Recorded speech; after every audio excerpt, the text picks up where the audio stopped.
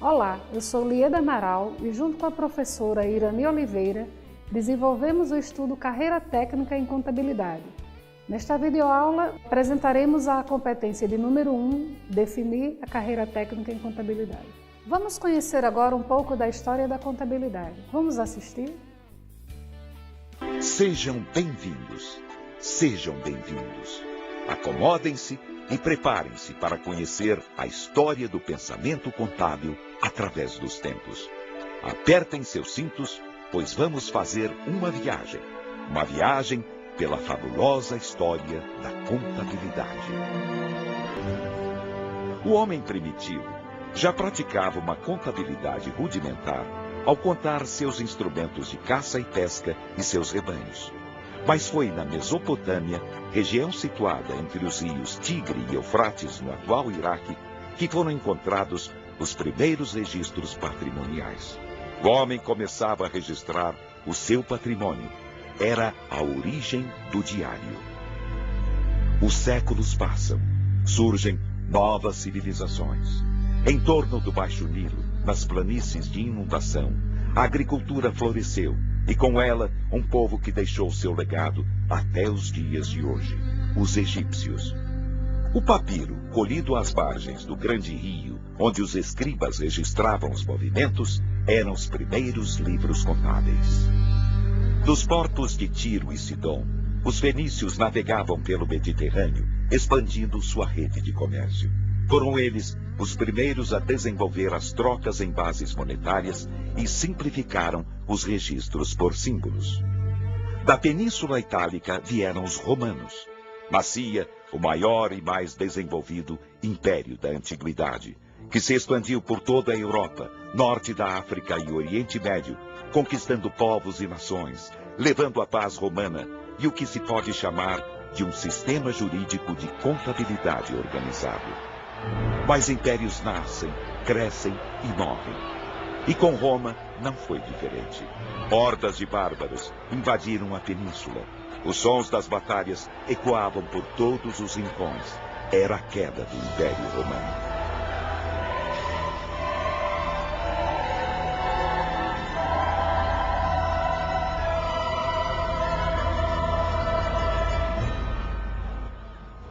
O tempo não para. Vamos continuar a nossa viagem. Vamos avançar alguns séculos. Vamos para o final da Idade Média e para o Renascimento.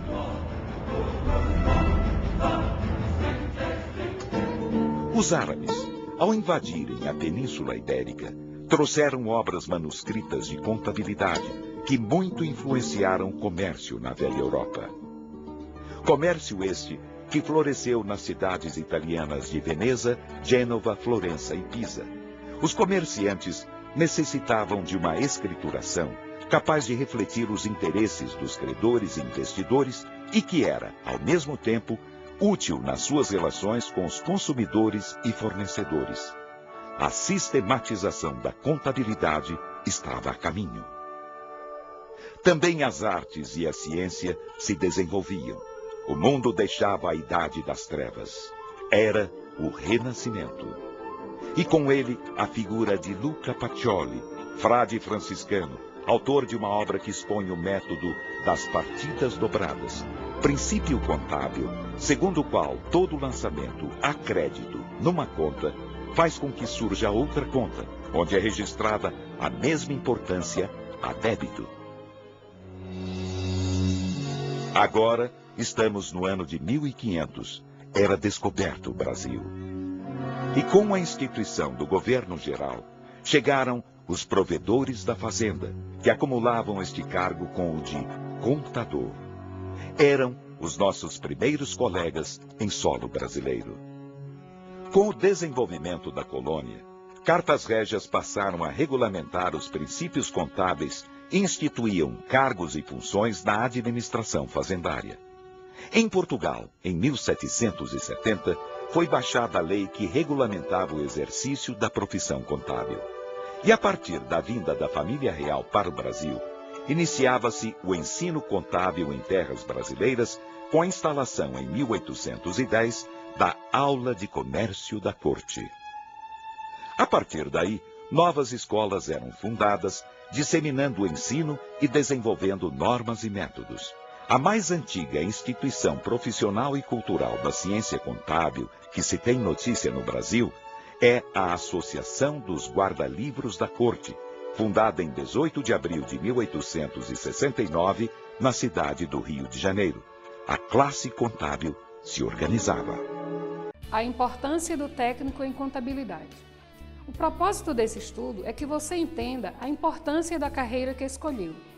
Pretendo proporcionar a você uma visão ampla da profissão do técnico em contabilidade, através da construção de competências básicas para o seu destaque no mercado de trabalho. Você sabia que para algumas atividades é obrigatória a presença de um contabilista? Nós somos essenciais ao bom andamento dos negócios, por isso estamos entre os profissionais mais requisitados. O empreendedor e o contabilista. O empreendedor é aquele que empreende um negócio, seja com ou sem fins lucrativos.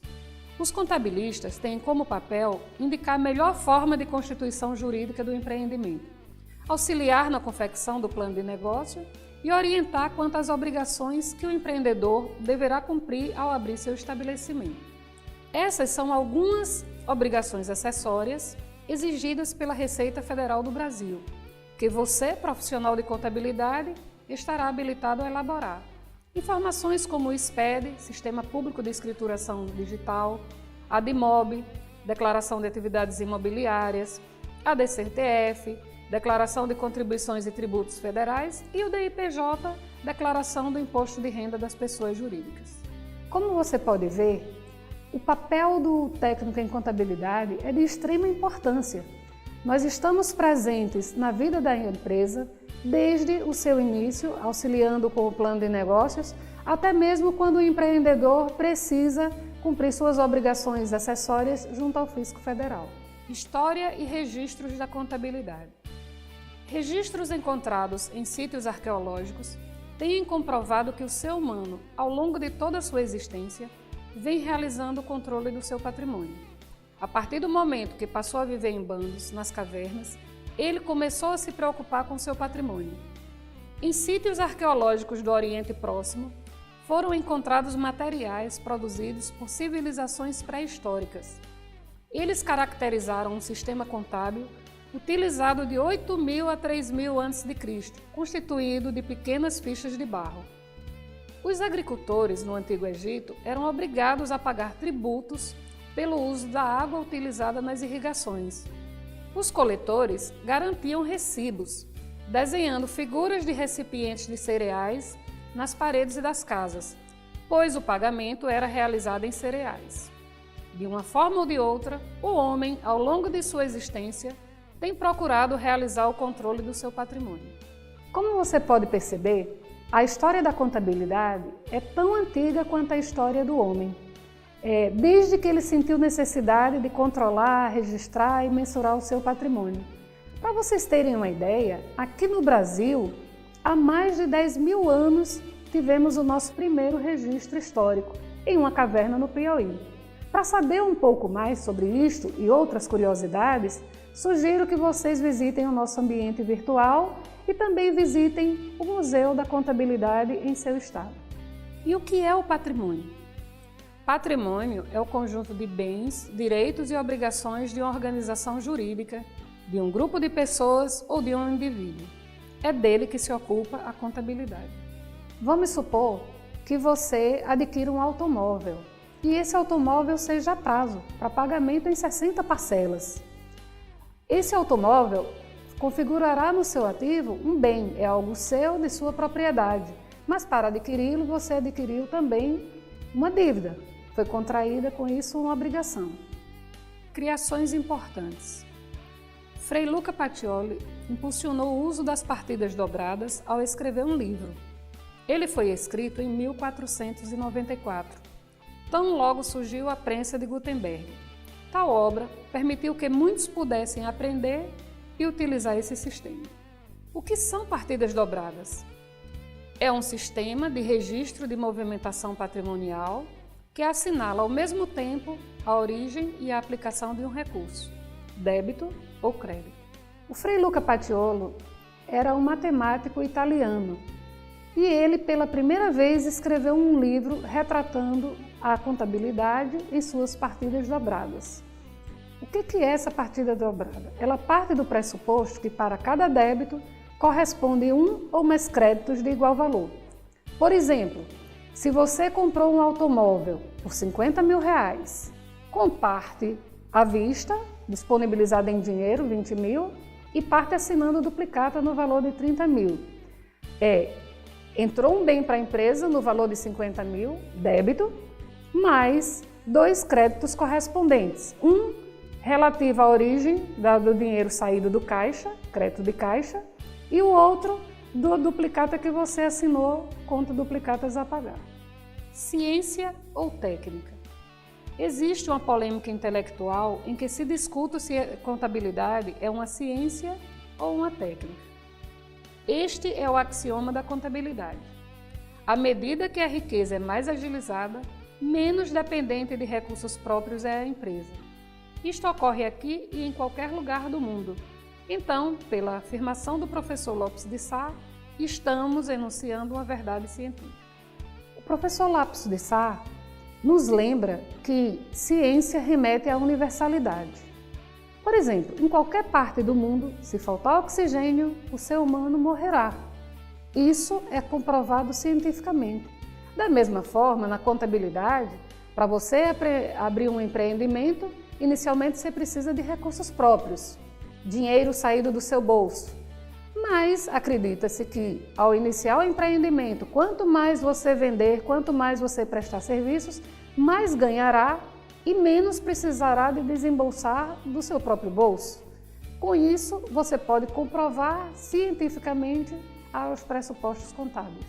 A linguagem dos negócios. Entendemos que as organizações são entidades que têm vida e ritmo próprio. Como essas organizações se expressam? Como elas podem dizer que estão bem ou que estão precisando de recursos ou de maiores cuidados? É através da contabilidade. Como a linguagem humana, a linguagem dos negócios também precisa ser escrita e interpretada, através das normas, sejam elas nacionais ou internacionais. Internacionalização da contabilidade. International Accounting Standard Board, IASB, responsável pela emissão das normas internacionais de contabilidade, International Financial Reporting Standards, IFRS. No Brasil, o Comitê de Pronunciamentos Contábeis, CPC, objetiva traduzir e estudar os IFRS, emitindo normas brasileiras harmonizadas com as normas internacionais de contabilidade. Recentemente, o Brasil aderiu às normas internacionais de contabilidade, as IFRS, que são padrões contábeis que procuram harmonizar entre os diversos países a forma de interpretar, avaliar e mensurar os resultados do patrimônio das empresas. A contabilidade serve a quem? São 3 os agentes econômicos que promovem o desenvolvimento: as famílias, as empresas e o governo. Mas nem sempre os agentes têm o mesmo interesse. As famílias querem potencializar o seu consumo, as empresas maximizar os seus lucros e o governo proporcionar mais benefícios à sociedade. Conflito distributivo. A contabilidade surge como fiel da balança neste conflito, servindo a verdade, contabilizando de forma correta, para que todos tenham uma informação contábil que reflita o certo, o verdadeiro e o bom. Conselho Regional de Contabilidade. No Decreto-Lei de número 9295 de 1946, nasce o Conselho Federal de Contabilidade, CFC, e os conselhos regionais de cada estado da federação. A função dos conselhos é regulamentar e fiscalizar a profissão dos contabilistas. As atividades do técnico de contabilidade e do bacharel em contabilidade estão descritas na Resolução de número 560 de 1983 do CFC. Nossa profissão é legalmente regulamentada. Nesta videoaula, foi possível você conhecer um pouco da importância da nossa profissão, da nossa história, ver de que forma podemos ajudar os empreendedores, mas é muito importante que para continuar se desenvolvendo, sabendo mais, exercendo bem o seu papel, você consulte com frequência o nosso ambiente virtual, reveja a nossa videoaula, as apresentações de slides, o material produzido e tudo isso que fizemos carinhosamente para você.